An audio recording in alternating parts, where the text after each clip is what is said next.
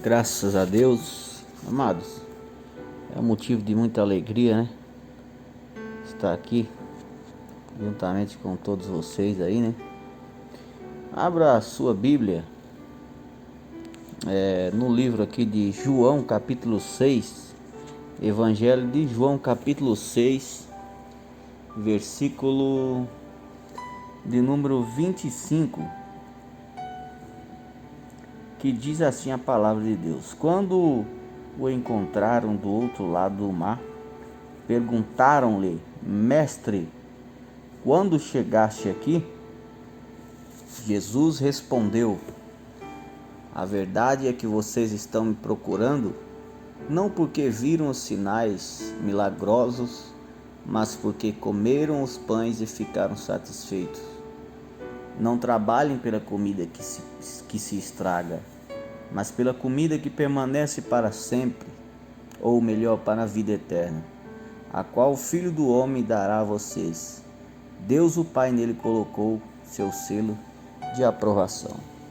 Amados, uma passagem muito linda.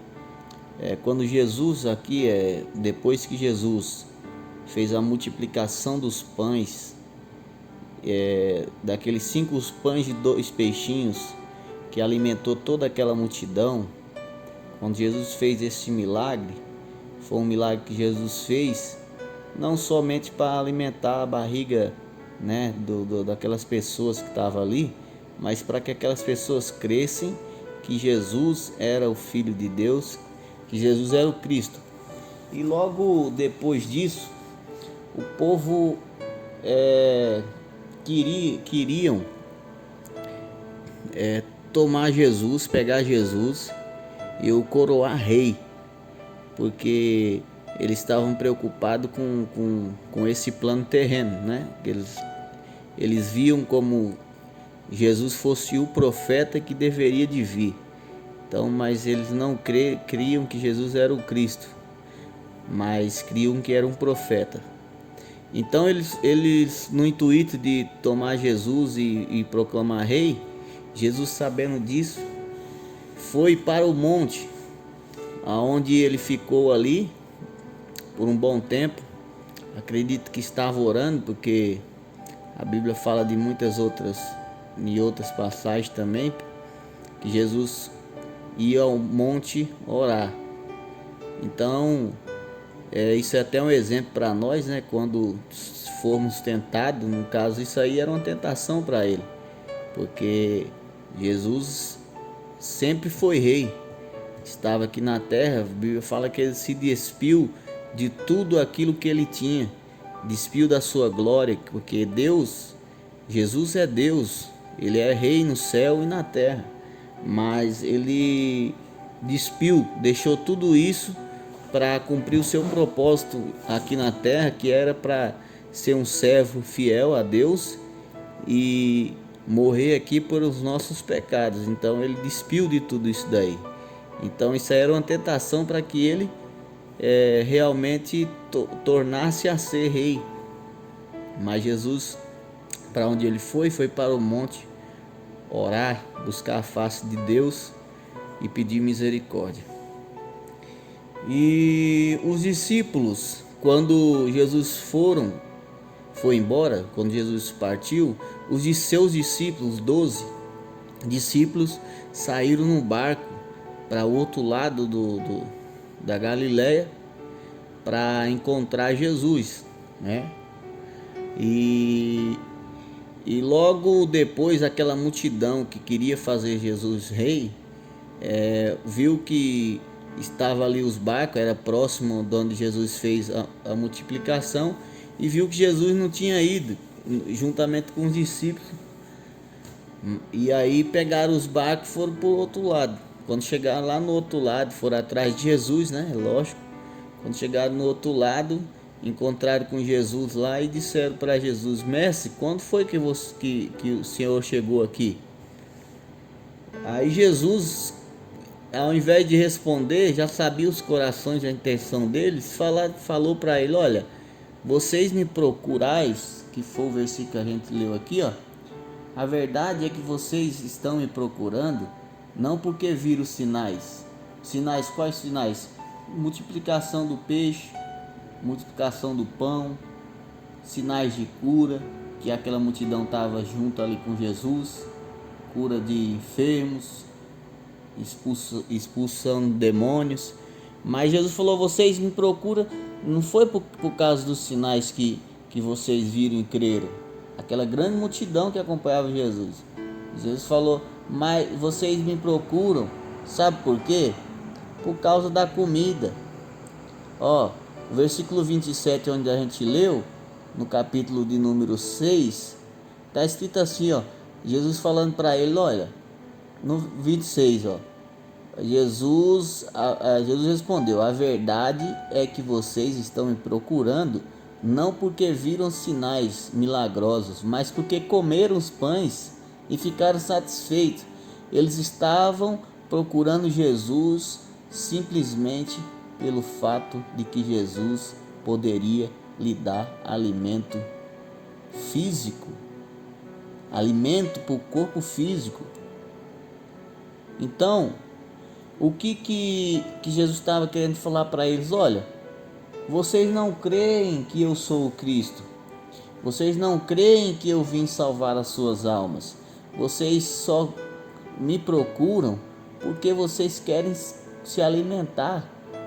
Quer dizer, essas pessoas estavam preocupadas não com o Cristo, o Filho de Deus, não com o Cristo, o Salvador, não com o Cristo, o libertador das almas deles. Eles estavam preocupados com o alimento, com aquilo que Cristo poderia dar a eles. Ele estava preocupado com aquilo que Cristo poderia ofertar a eles, mas materialmente. O povo estava com a mente ligada ao material, e hoje, como a gente vê, não é diferente. Hoje, muitas das vezes, eu e você acabamos procurando uma igreja, procurando a Jesus, não pelo que Ele é, porque nós não cremos no que Ele é. Nós não cremos no que Ele é Deus. E muitas das vezes, por não crermos que Ele é Deus, o procuramos pelaquilo que Ele pode dar, porque a Bíblia fala que Ele pode dar, e nós procuramos Ele por coisas materiais. Procuramos Ele por coisas banais, por coisas que perecem, como por exemplo alimento, como por exemplo bens materiais, como por exemplo coisas que passam, onde Jesus falou numa passagem que eu não me recordo onde está, que Ele falou: olha, juntais o seu tesouro no céu, onde ladrão nem roubam e nem ferrugem corrói. Por quê? Porque na terra tudo isso o ladrão rouba, o ferrugem corrói, porque você guardou o seu tesouro. Porque o que ele está querendo dizer com isso? Que é tudo passageiro, que um dia acaba, mas aquele tesouro que a gente guarda no céu é o tesouro que subsiste eternamente. Então Jesus está aqui dando uma chacoalhada nesse povo, porque o povo andava atrás dele pensando nesses bens materiais. E hoje, se você pensa em procurar Jesus pelaquilo que Ele pode dar, você vai viver a sua vida inteirinha e não vai receber, porque você está procurando não o Cristo, mas só o benefício. É a mesma coisa de você não conhecer uma pessoa e aí você sabe que aquela pessoa é uma pessoa milionária, aí você está precisando de dinheiro ali, você vai e se aproxima dela, tal, e pega amizade com ela, mas não pelo que ela é, mas porque você está precisando do dinheiro e você está ali se aproximando dela para que lá na frente você dê o bote e fale com ele para te arrumar dinheiro ou para te ajudar. Então você está com interesse com segundas intenções, pelo fato daquela pessoa ter dinheiro. Então você igualmente trazendo para nós com Cristo. Às vezes eu e você procura Deus, procura Jesus pelo que Ele pode dar, e você está errado, eu estou errado. Nós não podemos procurar Jesus pelo aquilo que Ele pode nos dar, só porque a palavra dele diz. Mas nós temos que procurar Jesus pelo que Ele é, pelo que Ele já deu, pelo que Ele fez. É até uma heresia e uma falta de respeito com a pessoa de Jesus limitá-lo a coisas materiais, as coisas banais, a coisas que passam, a comida que perece.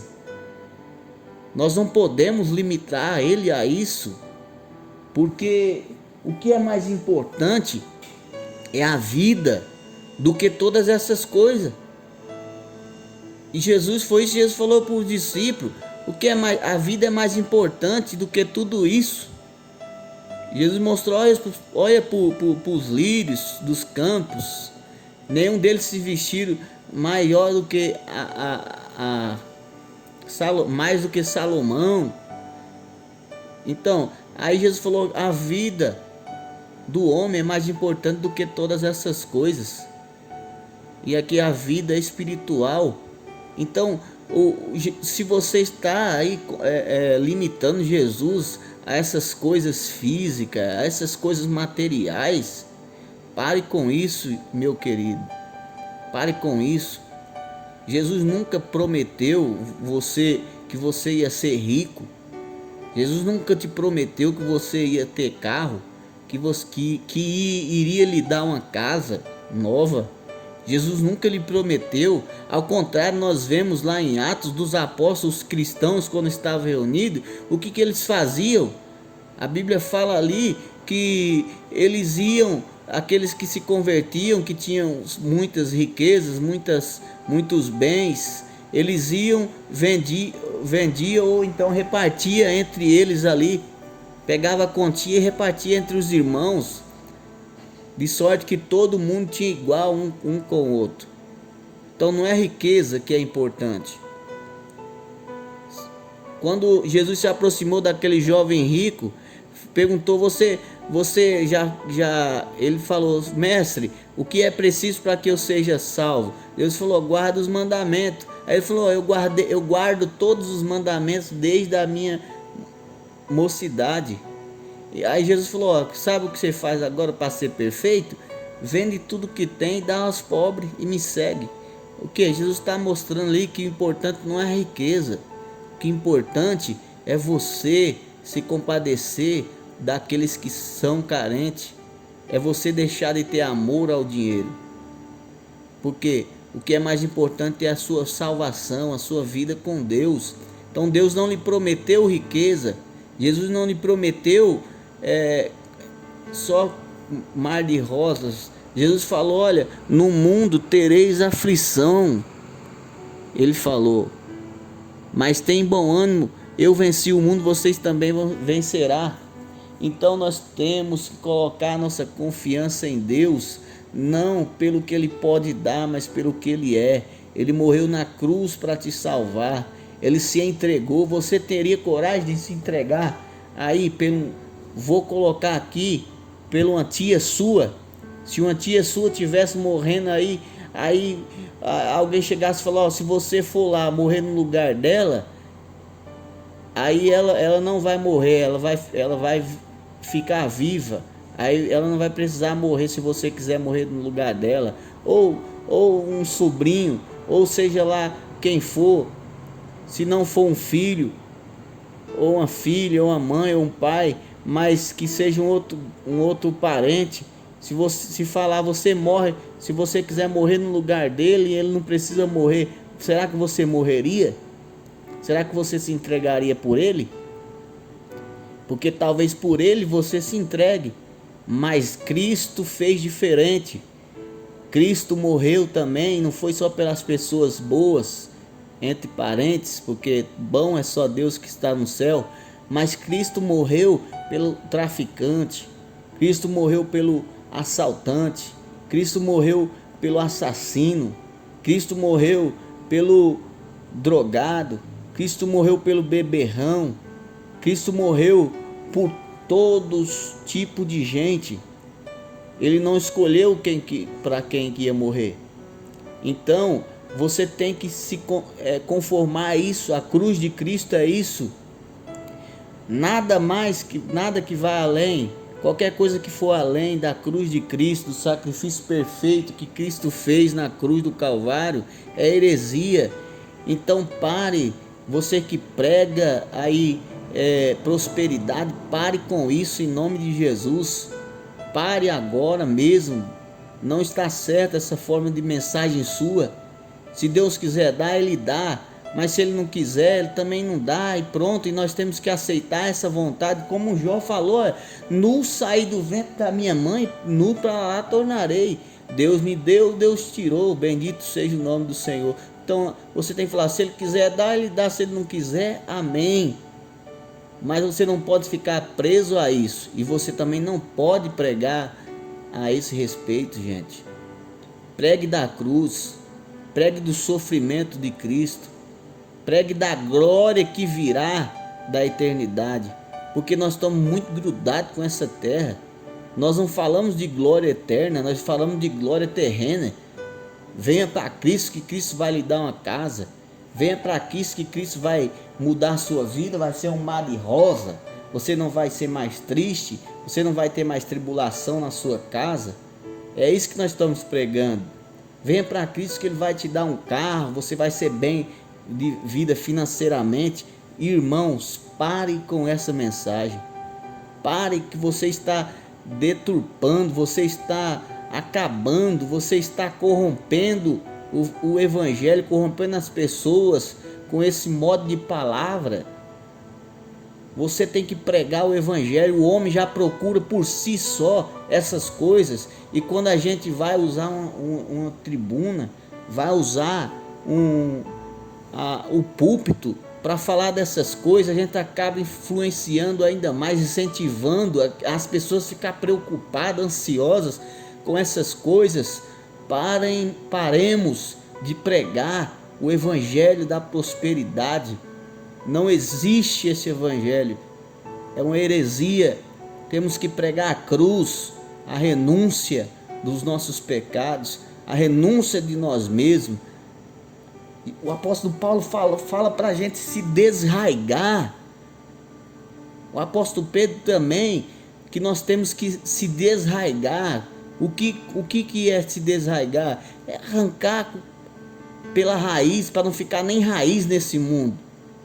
Porque esse mundo passa, sua consciência passa, e o que permanece é aquele que busca a Deus e crê na sua palavra eternamente. Está na hora de voltarmos para o Pai, está na hora de voltarmos à palavra. Voltemos à palavra, voltemos ao evangelho, para que nós não venhamos perecer, irmãos. E você que está pregando essa palavra de prosperidade, você vai se ter com Cristo, porque aquele que prega outro evangelho a não ser aquele que foi anunciado é anátema. O apóstolo Paulo disse isso na sua epístola.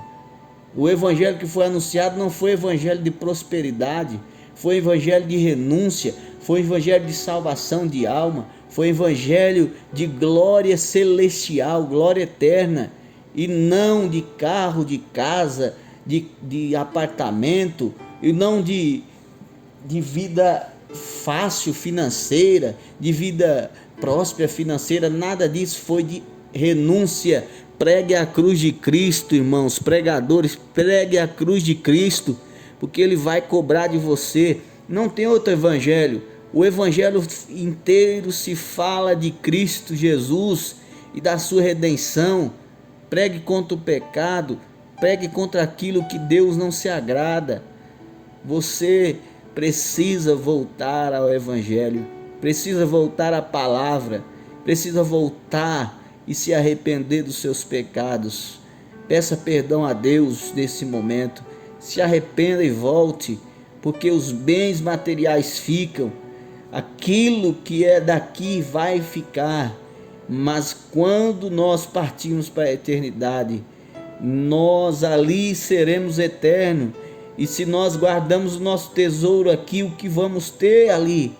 Então, irmãos, faça aquilo que é a vontade de Deus, pregue o Evangelho, pregue a cruz de Cristo. Amém? Deus abençoe a todos. Em nome de Jesus.